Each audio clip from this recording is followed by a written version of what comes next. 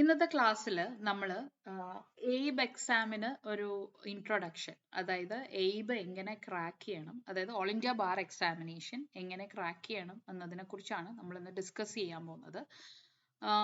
ഇപ്പോൾ നമ്മളിപ്പം എഴുതാൻ പോണ എക്സാമിന്റെ പ്രത്യേകതകൾ എന്തൊക്കെയാണ്, കഴിഞ്ഞ പ്രാവശ്യത്തിൽ നിന്നും എന്തൊക്കെ വ്യത്യാസമുണ്ട് എന്നുള്ളതാണ് ഈ വീഡിയോയിൽ നമ്മൾ ഡിസ്കസ് ചെയ്യുന്നത്. ഇപ്പം നമ്മൾ ലാസ്റ്റ് ഇയറത്തെ എയ്ബിന്റെ ഒരു രീതി ഒന്ന് പരിശോധിച്ച് നോക്കാം. എന്തുകൊണ്ടാണ് ഇപ്രാവശ്യം എയ്ബ് 19 ഇത്രയും കുട്ടികൾ പഠിക്കണം എന്നൊക്കെ എന്താ വളരെ സീരിയസ് ആയിട്ട് കാണാനുള്ള ഒരു കാരണം എന്താണെന്ന് വെച്ച് കഴിഞ്ഞാൽ, എയ്ബ് 18 എന്ന് പറഞ്ഞ എക്സാമിന് ആക്ച്വലി എത്ര സ്റ്റുഡൻസ് അപ്പിയർ ചെയ്തു എന്ന് ചോദിച്ചു കഴിഞ്ഞാൽ 1,44,000 അടുത്ത് കുട്ടികൾ അപ്പിയർ ചെയ്യുകയും അതിൽ പാസ്സായ കുട്ടികൾ എന്ന് പറയുന്നത് വെറും 69,646 പേരാണ്. അതായത് പകുതിയിലധികം കുട്ടികൾ ഫെയിലായി എന്നുള്ളതാണ്, അതായത് പാസ്സായില്ല എന്നുള്ളത്. അപ്പൊ അതൊരു വലിയ കൺസേൺ ആയി. അതുകൊണ്ട് തന്നെയാണ് അപ്പൊ ഈ വർഷത്തെ എക്സാമിന് ഈ പറഞ്ഞ ഫെയിൽഡ് ആയിട്ടുള്ള കുട്ടികളും അതിനോടൊപ്പം തന്നെ ഈ വർഷം ബാക്കി എൻറോൾ ചെയ്യപ്പെട്ട കുട്ടികളും ഫൈനൽ ഇയർ സ്റ്റുഡൻസും ഒക്കെ ഇതിന് അപ്പിയർ ചെയ്യുന്നുണ്ട്. അപ്പൊ വളരെ വലിയൊരു ഒരു കുട്ടികളുടെ എണ്ണത്തിൽ വളരെ വലിയൊരു വർധനവ് ഉണ്ടായിട്ടുണ്ട്. അതുകൊണ്ട് തന്നെ ഈ പരീക്ഷ പാസ്സാവുക എന്ന് പറയുന്നത് എല്ലാവരുടെയും ഒരു ആവശ്യമാണ്. പല കുട്ടികളും എന്നോട് ഇപ്പൊ ചോദിക്കാറുണ്ട്, ഈ എയ്ബ് പാസ്സായാൽ എന്താണ്, പാസ്സായില്ലെങ്കിൽ എന്താണ്, നമുക്ക്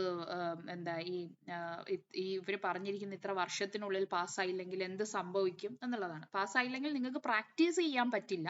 പക്ഷെ എന്നാണോ നിങ്ങൾ എയ്ബ് എക്സാം പാസ്സായി നിങ്ങളുടെ എൻറോൾമെന്റ് കഴിഞ്ഞ് എത്ര കാലം കഴിഞ്ഞിട്ട് എയ്ബ് എക്സാം പാസ്സായാലും എത്ര പ്രാവശ്യം വേണമെങ്കിലും എഴുതാം. ആക്ച്വലി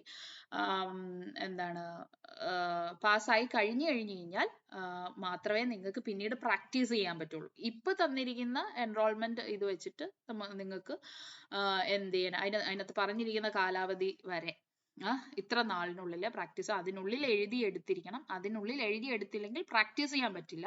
പക്ഷെ നിങ്ങളുടെ സീനിയോറിറ്റി വൺസ് നിങ്ങൾ ഇത് എഴുതിയെടുത്ത് പിന്നെ അത് എൻറോൾമെന്റ് ക്യാൻസൽ ആയി പോകുന്നില്ല എൻറോൾമെന്റ്, പക്ഷെ പ്രാക്ടീസ് ചെയ്യാൻ പറ്റില്ലെന്നേ ഉള്ളൂ. അപ്പൊ എന്നാണോ നിങ്ങൾ എൻറോൾ ചെയ്തത് അന്ന് മുതലുള്ള ഇത് നിങ്ങൾക്ക് കിട്ടുകയും ചെയ്യും എന്നുള്ളതാണ്. ഇനി ഇത് എന്നാണ് പരീക്ഷ എന്നൊക്കെ ഉള്ളതാണ് നമുക്കിപ്പോ നോക്കേണ്ട കാര്യം എന്ന് വെച്ച് കഴിഞ്ഞാൽ, ഡേറ്റ് ഓഫ് എക്സാമിനേഷൻ December 22 ആണ് പരീക്ഷ നമുക്ക് നടക്കുന്നത് എന്നുള്ളതാണ്. ഇനി പാസിംഗ് പെർസെൻറ്റേജ് എത്ര മാർക്ക് വേണം എന്നുള്ളതിനെ കുറിച്ച്, ജനറൽ കാറ്റഗറി അല്ലെങ്കിൽ OBC കാറ്റഗറിയിൽ പെട്ടവരാണെന്നുണ്ടെങ്കിൽ 45% മാർക്ക് വാങ്ങിച്ചിരിക്കണം എന്നുള്ളതാണ്. ഓക്കെ, ഇനി SC ST ഡിസേബിൾഡ് കാൻഡിഡേറ്റ്സ് ആണെന്നുണ്ടെങ്കിൽ 40% മതി. അപ്പൊ ഇത് നേരത്തെ കുറവായിരുന്നു, 45% ഇല്ലായിരുന്നു ജനറൽ കാറ്റഗറിക്ക്. അപ്പൊ അതിനെ ചലഞ്ച് ചെയ്ത് സുപ്രീം കോടതിയിലൊക്കെ പോയപ്പോ നമ്മുടെ ചീഫ് ജസ്റ്റിസ് ആയിട്ടുള്ള അന്ന് ചീഫ് ജസ്റ്റിസ് ആയിരുന്ന ചന്ദ്രചൂഡ് സാർ പറഞ്ഞത് പോയിരുന്നു പഠിക്കൂ എന്നുള്ളത് തന്നെയാണ്, അതായത് പാസ്സാവാൻ ശ്രമിക്കൂ എന്നുള്ളത് തന്നെയാണ് പറഞ്ഞിട്ടുള്ളത്. ഓക്കെ, അപ്പൊ അതാണ് ഇതിനകത്ത്. ഇനി ഇതിന്റെ സിലബസ് ഒന്ന് നമുക്ക് നോക്കാം. ഇതിൽ 19 വിഷയമാണ് നമുക്ക് പഠിക്കാനുള്ളത്. ഇതിലെല്ലാം പഠിച്ചോണ്ട് പോകണമെന്നില്ല. അതായത് ഈ ഒരു എക്സാമിന്റെ പ്രത്യേകം നമുക്കറിയാം, ബെയർ ആക്ട് ഉണ്ട്. ബെയർ ആക്ട് നമ്മളെ ഹെൽപ്പ് ചെയ്യും. അപ്പൊ അതിൽ കോൺസ്റ്റിറ്റ്യൂഷണൽ ലോ വളരെ ഇമ്പോർട്ടന്റ് ആണ്. 10 മാർക്സ് 10 ക്വസ്റ്റ്യൻസ് വരും. പിന്നെ IPSCയോടൊപ്പം തന്നെ ഭാരതീയ ന്യായ സംഹിത. അപ്പൊ ഇത് ചെയ്യേണ്ട കാര്യം എന്താന്ന് വെച്ച് കഴിഞ്ഞാൽ, നമ്മൾ കൊണ്ടുപോകുമ്പോൾ 2 ബെയർ ആക്ടും കൊണ്ടുപോകുന്നത് നല്ലതായിരിക്കും. അതല്ലെങ്കിൽ തന്നെ ഇപ്പൊ ഭാരതീയ ന്യായ സംഹിതയാണ് നമ്മൾ കൊണ്ടുപോകുന്നതെങ്കിൽ അതിലൊരു കമ്പാരിറ്റീവ് ടേബിൾ ഉണ്ടാവും. ഇനി ഇൻ കേസ് വളരെ ഇതായിട്ട് കമ്പയർ ചെയ്ത് ചോദിച്ചാൽ മാത്രമേ പ്രൊവിഷൻ നോക്കേണ്ടി വന്നാലോ എന്ന് ഓർത്തിട്ടാണ് രണ്ടും കൊണ്ടുവന്നതിൽ തെറ്റില്ല എന്നുള്ള രീതിയിൽ പറയുന്നത്. പിന്നെ CRPC. അപ്പൊ ഇതിലെ മേജർ ഏരിയാസ് ഏതൊക്കെയാണെന്ന് നമ്മൾ ആദ്യം തിരിച്ചറിയണം. ആ ഏരിയാസ് കൂടുതൽ പഠിക്കണം. മൈനർ ഏരിയാസ് അതിൻ്റെതായ ഇമ്പോർട്ടൻസ് കൊടുത്താൽ മതിയാവും. അപ്പൊ നമുക്ക് ഇമ്പോർട്ടൻറ്റ് ടോപ്പിക്സ് ഈ പറഞ്ഞ criminal procedure code, BNS, Bharatiya Nagarik Suraksha Sanhita, CPC, constitutional law, law of contract, specific relief, property law, negotiable instrument, പിന്നെ സ്വാഭാവികമായിട്ട് IPCയും BNSഉം വേണം. എവിഡൻസ് ആക്ടും ഭാരതീയ സാക്ഷി അധിനിയവും, ഫാമിലി ലോ, ടോർട്ട്, അതിന്റെ കൂടെ തന്നെ മോട്ടോർ വെഹിക്കിൾസ് ആക്ടും കൺസ്യൂമർ പ്രൊട്ടക്ഷനും. ഇത് ഇത്രയുമാണ് ഇമ്പോർട്ടൻറ്റ് ടോപ്പിക്സ്. അതായത് ഈ ടോപ്പിക്സ് നമ്മൾ കവർ ചെയ്താൽ മാത്രം നമുക്ക് ഏകദേശം ഒരു 60 above മാർക്സ് നമുക്ക് സ്കോർ ചെയ്യാൻ പറ്റും. ഓക്കെ, ഇനി ലോവസ്റ്റ് വെയിറ്റേജ് ആണ്, 2 or 4 ഒക്കെ മാർക്ക് വരുന്ന ഏരിയാസ് ആണ് labour laws, ADR, taxation, public interest litigation, ethics and professional misconduct, നമ്മൾ അഡ്വക്കേറ്റ്സ് ആക്ട് പോലുള്ള കാര്യങ്ങൾ. പിന്നെ അഡ്മിനിസ്ട്രേറ്റീവ് ലോ എന്നൊക്കെ കൂടുതലും ക്വസ്റ്റ്യൻസ് ആണ്, മീൻസ് എന്താണ് കേസ് ലോസ് ആണ് വരുന്നത്. അപ്പൊ കേസ് ലോ കേന്ദ്രീകരിച്ച് പഠിക്കേണ്ട ഒരു ഏരിയ ആണ് അഡ്മിനിസ്ട്രേറ്റീവ് ലോ. പിന്നെ കമ്പനി ലോ, എൻവയോൺമെന്റൽ law, cyber law, land acquisition, intellectual property laws. അതിൽ നിന്നൊക്കെ 2 ക്വസ്റ്റ്യൻ ഒക്കെ വരാറുള്ളൂ. ലാൻഡ് അക്വിസിഷനിൽ നിന്ന് 2 ക്വസ്റ്റ്യൻ ഒക്കെയാണ് വരാറുള്ളത്. അപ്പൊ അതൊക്കെ വളരെ ചെറിയ ഏരിയ ആണ്, അത് അതിൻ്റെതായ രീതിയിൽ നമ്മൾ നോക്കുക എന്നുള്ളതാണ്. ഇനി ക്വസ്റ്റ്യൻ പാറ്റേൺ നമുക്ക് നോക്കാം. ഇതില് നമുക്കറിയാം നമുക്ക് ബെയർ ആക്ട് കൊണ്ടുപോകാം അല്ലെ.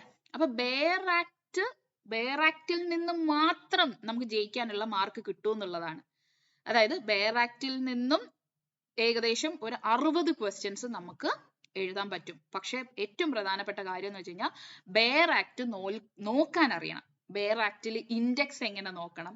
ഇനി ആ ക്വസ്റ്റ്യന്റെ പാറ്റേൺ കണ്ടാലേ നമുക്ക് മനസ്സിലാവുള്ളൂ ഇത് എങ്ങനെയാണ് നോക്കേണ്ടത്. അതായത് പുതിയതായിട്ട് ബെയർ ആക്ട് വായിച്ച് അത് തുറന്ന് മണത്ത് പോലും നോക്കാതെ പരീക്ഷ ഹാളിൽ പോയി മണത്ത് നോക്കാൻ നിന്ന് കഴിഞ്ഞു കഴിഞ്ഞാൽ പരീക്ഷ പാസ്സാവാൻ പാടായിരിക്കും. അന്ന് പറഞ്ഞായിരുന്നു ബെയർ ആക്ടിൽ നിന്ന് തന്നെ 60 ക്വസ്റ്റ്യൻ കിട്ടും. ഈ ബെയർ ആക്ടിൽ നിന്ന് 60 ക്വസ്റ്റ്യന്റെ ആൻസർ കിട്ടണമെന്നുണ്ടെങ്കിൽ ഓൾറെഡി നിങ്ങൾ എന്ത് ചെയ്യണം, ബെയർ ആക്ട് എടുത്തു വെച്ചിട്ട് ഈ ക്വസ്റ്റ്യൻ പാറ്റേൺ ഒന്ന് പ്രിപ്പയർ ചെയ്ത് നോക്കണം. പിന്നെ ഉള്ളതെന്ന് പറഞ്ഞു കഴിഞ്ഞാൽ നമുക്ക് ബേസിക് നോളജ് സബ്ജക്റ്റിനെ കുറിച്ച് ഉണ്ടാവുക എന്നുള്ളതാണ്. ഇപ്പൊ കോൺസ്റ്റിറ്റ്യൂഷൻ ഓഫ് ഇന്ത്യ എന്താണ് അഡോപ്റ്റ് ചെയ്തത്, അതൊക്കെ ചിലപ്പം നമ്മളത് ബെയർ ആക്ട് നോക്കാതെ തന്നെ നമുക്ക് എഴുതാൻ പറ്റും. പിന്നെ ഇമ്പോർട്ടൻറ്റ് ജഡ്ജ്മെന്റ്സ്, കേശവാനന്ദ ഭാരതി എന്ത് പറയുന്നു, പിന്നെ ഇപ്പൊ ചില അഡ്മിനിസ്ട്രേറ്റീവ് ലോ ഒക്കെ ബന്ധപ്പെട്ട് ഡെഫിനിഷൻസും കോഡ്സും ഒക്കെ ചോദിക്കാം, ആ ഏരിയാസിൽ നിന്ന് വരാം. അങ്ങനെയല്ല ഇപ്പൊ ടോർട്ടുമായിട്ട് ബന്ധപ്പെട്ടുള്ള കോഡ്സ് ആൻഡ് ഡെഫിനിഷൻസ് വരാം. അത് ശരിക്കും പറഞ്ഞാൽ നമ്മൾ കാണാതെ അറിഞ്ഞിരിക്കേണ്ടതാണ്. അങ്ങനത്തെ ക്വസ്റ്റ്യൻ ഉണ്ട്. ചില ആൾക്കാർക്ക് തെറ്റിദ്ധാരണയുണ്ട് ഇതിലുള്ള എല്ലാ ക്വസ്റ്റ്യൻസും ബെയർ ആക്ടിൽ നിന്ന് കിട്ടും. അങ്ങനെയില്ല. ഒരു 60 ക്വസ്റ്റ്യൻസ് ആണ് നമുക്ക്, അതായത് ജയിക്കാവുന്നതിനെക്കാട്ടിലും കൂടുതൽ മാർക്കിൽ നമുക്ക് ബെയർ ആക്ടിൽ നിന്ന് ഉത്തരം കിട്ടും. പക്ഷെ അത് വെറുതെ കിട്ടൂല, ബെയർ ആക്ട് കൃത്യമായി നോക്കാൻ അറിഞ്ഞിരിക്കണം എന്നുള്ളതാണ്. ഇതില് ഇനിയുള്ള ദിവസങ്ങളിൽ നമ്മൾ ക്ലാസ് എടുക്കാൻ പോകുന്നത് എങ്ങനെയാണ് ഈ ബെയർ ആക്ടിന്റെ ഇൻഡെക്സ് വെച്ചിട്ട് നമ്മൾ നോക്കേണ്ടത്, ബെയർ ആക്ടിന്റെ സെക്ഷനും ടെക്സ്റ്റും വെച്ച് എങ്ങനെയാണ് നമ്മൾ നോക്കേണ്ടത്, കണ്ടീഷൻസ് റിലേറ്റഡ് ആയിട്ടുള്ള ക്വസ്റ്റ്യൻസ് വരുമ്പോൾ ജനറൽ ആയിട്ട് എങ്ങനെ നോക്കണം, ഇലുസ്ട്രേഷൻസ് എങ്ങനെ നോക്കണം എന്നുള്ളതായിരിക്കും ഇനിയുള്ള ക്ലാസ്സിൽ ഞാൻ ഡിസ്കസ് ചെയ്യാൻ പോകുന്നത്. അപ്പം ഇതിന്റെ കണ്ടിന്യൂവേഷൻ അടുത്ത വീഡിയോയിൽ ഉണ്ടായിരിക്കുന്നതായിരിക്കും. Thank you.